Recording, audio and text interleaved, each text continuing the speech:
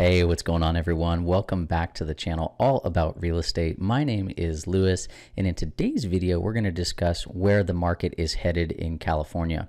I think that is a huge question on many people's minds. They're wondering, should I buy now? Should I wait? Are prices going to go up? Are they going to come back down? Where are interest rates headed? And it can honestly be really confusing to determine what you should do in this kind of environment. So we're going to take a look at a really interesting slideshow I found from the California Association of Realtors, and it provides an update on the California housing affordability. We'll get into all the details here in just a second, but it takes a look at median home price versus the median household income, and it provides really cool stats and facts. If you are new to the channel and you like all things finance, real estate, and investing, please consider hitting the like button, hitting that subscribe button, and let's get into it. Okay, so let's go ahead and jump right into it here. I have up on the screen the first slide from the California Housing Affordability Update, and I'll do my very best to explain this. The headline here is Housing Affordability Remains Near the Lowest Level Since 2007. So let's take a look at this chart and try to unpack exactly what this means. So let's start by first identifying these two lines here. The green line is the United States as a whole, so this is housing affordability on a national level. And then the gray line represents housing affordability in California. And this percentage here, right on the left-hand side, is the percentage of households that can purchase a median-priced home. So that is broken down into two categories. It is based on the median household income, and then it's based on the median home price. This chart dates back to 1984, comes up to present day, I think Q3 of 2021. And then you can see some peaks and valleys here where affordability shifted in California. So let's just kind of walk through what this looks like and what this means. Now, as the chart increases, as the percentage increases, it means that affordability increases. So more folks, more households can purchase that median price home. So when the line goes up, the higher the percentage, that is a good thing. It means housing is more affordable. Now, as the line goes down, it means affordability goes down and less households can purchase that median priced home. So you can see in California, there are several peaks and valleys. Like in the late 80s, affordability was substantially higher than the early 90s. And then affordability kicked back up. 40% of households could purchase that median priced home in the mid 90s to early 2000s. And then, as most of us know, home prices from early 2001 all the way up to about 2007, they went up dramatically, and it created an affordability crisis here in California, where affordability rates went down substantially into about 2007 to 2008. If you look at the bottom here, you can see in 2007, 2008, home affordability was only at about 10%, which means that only 10% of households across California could actually purchase that median priced home. Then, as most of us know, we went through the GFC, or the Great Financial Crisis, and home prices went down dramatically, which increased affordability. Interest rates also came down during that time, so it was kind of a double whammy, and we saw affordability go up as high as, I think, 50 to 52% there.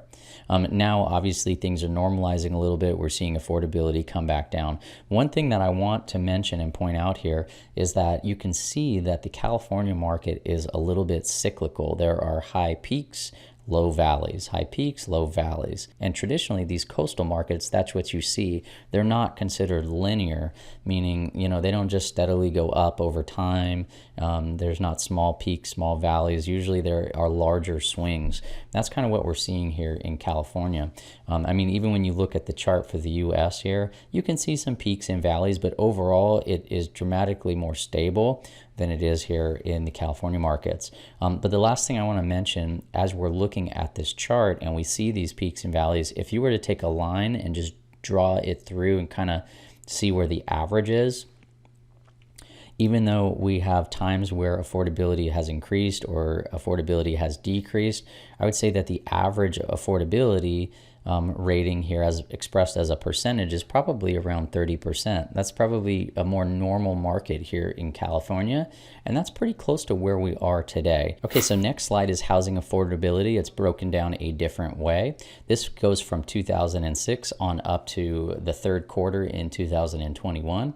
And it's based the same way as the last slide that we looked at, but it's a bar graph. So we have the percentage of households that could purchase a median priced home here in California.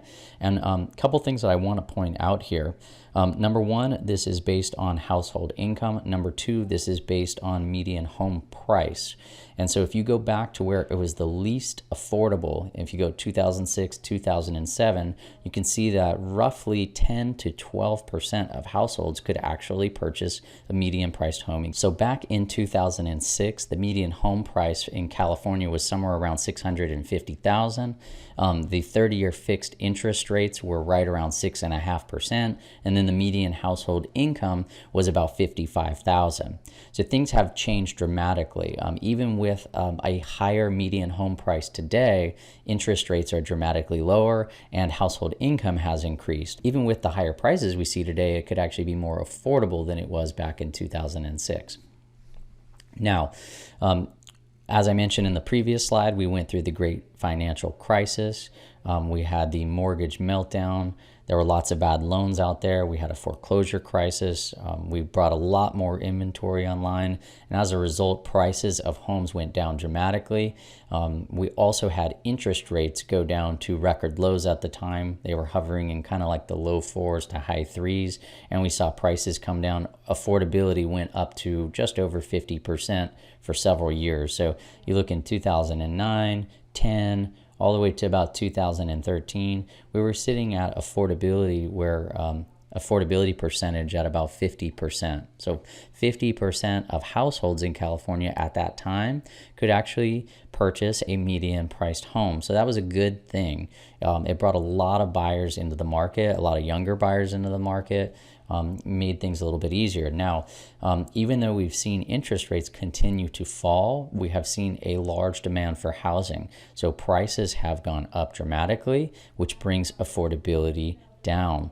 So in the years past 2013, as we've seen this major bull market in real estate and real estate prices, we can see that home affordability has decreased. But what is really interesting to me is that you can see from 2014 up to about 2020, the affordability remained at about 30%. So if we were just to draw a line here, we could see that affordability stayed relatively stable from 2013 all the way up to about 2020. Now, after March of 2020, we ran into the pandemic and the market shifted dramatically. We've seen price appreciation over the last 12 to 18 months at about 20%, which has brought an affordability down a little bit more. But what you can see here is that as of Q3 of 2021, we're still at about 24%. So what catches my eye here is that even though affordability is going down slightly, it really isn't too far off the average over the last 8 years. And in my view, this is a result of having extremely low interest rates. So the next slide I want to show you is actually the minimum annual income required during affordability versus current. So what they're doing is they're taking the year that it was most affordable to purchase a median priced home in California. That was the first quarter of 2012. That was essentially the bottom of the market. The minimum income required during that time to purchase a median priced home was just over $56,000. This is a single family home in California. And then as of Q3 of 2021, the minimum annual income requirement is $148,000. So just in a 9-year time frame, a household would need to earn nearly 3 times the amount they needed to in 2012 to purchase a median priced home today. All right, and then the last chart that I want to point out to you here today is the monthly PITI during affordability peak versus current. Now, PITI stands for principal, interest, taxes, and insurance. They are referencing the mortgage payment in California. So what the average mortgage payment was back in the first quarter of 2012 versus the average mortgage payment in Q3 of 2021. I'm just going to look at the California single family home, but in 2012, the monthly average payment for your mortgage with principal, interest, taxes, and insurance was at $1,410 per month versus in 2021, we're sitting at $3,710. It's about 163% change. Okay, so now that we've gone through the slides provided by the California Association of Realtors, I want to go ahead and provide you with some of my personal thoughts on this market, what I think we're going to see in 2022. As of this moment, the 30-year fixed mortgage rates are sitting right at about 3 to 3.1% on a single family home, assuming it's your primary residence. It is expected that mortgage rates are going to rise into 2022. A lot of forecasters are coming out and saying that we'll see 3.5 to 3.7% by fourth quarter of 2022. So we might see those increase by about 0.75%. That will certainly put some downward pressure on prices and decrease the affordability. With that said, I believe that the median household income is likely to increase in 2022. I think that it likely went up in 2021, although we don't have the data yet. But I do believe that wages are likely to go up in 2022 because we are seeing so much consumer price inflation. A couple weeks ago, the CPI came out and it was stated at 6.8%. That's the highest it's been in a very, very long time. So we're seeing the cost of goods and services increase. I think wages are going to have to rise in order to offset that. With regards to the median home prices, I think that we're likely to see some price appreciation in 2022, but it won't be a 19% year-over-year gain like we saw in 2021. I think the more likely probability is that maybe we see somewhere from 2 to 5% price appreciation, but it's going to settle a little bit and it will be highly dependent on the amount of inventory that is available. So at the moment, we're still sitting at about 1 month's worth of inventory, meaning if nothing else hit the market today, it would only take 1 month to sell everything that was currently listed. I think that as we come into the holidays, it is a slower time seasonally to list property. I think for many people, they're waiting for the new year and they're going to get ready to start listing their homes in the spring. That will likely bring some more inventory online. The question is how much inventory is going to come online and where are people going to be moving to? We saw some of the migration trends. I actually saw an article on the news today that said that about 1% of the population left California in 2021. It was like 384,000. So we're seeing some net migration out. That's sort of been an ongoing trend for the last 2 years now. That may contribute to some more listings in 2022, which could potentially put a little bit more downward pressure on prices. But at the end of the day, it's just going to depend on so many different factors. It's going to depend on Fed policy. It'll depend on mortgage rates. It's going to depend on wages. And at the end of the day, if you're looking to purchase a home, you need to make sure that it is affordable for you. After all, personal finance is personal. So it'd be really important to consider not only the wages that you're earning today, but the strength of your job. Are you in a sector that does really well if we go into a bit of a recession? Is it stable income? Do you have enough in reserves? Do you have an emergency fund built out and things like that? Because there is still a lot of uncertainty in the market, and we do know that median home prices are sitting at all-time record highs. So I would just recommend proceeding with caution. But overall, my base case is that prices are going to go up a little bit, but affordability, as expressed as a percentage, is probably going to remain relatively close to where it is today at about 24%. All right, so that is going to do it for today's video. You guys, thank you so much for taking the time to watch. If you haven't done so already and you found any value in this video at all, please consider hitting that like button and that subscribe button. It really helps grow and promote the channel. Thank you so much. Take care.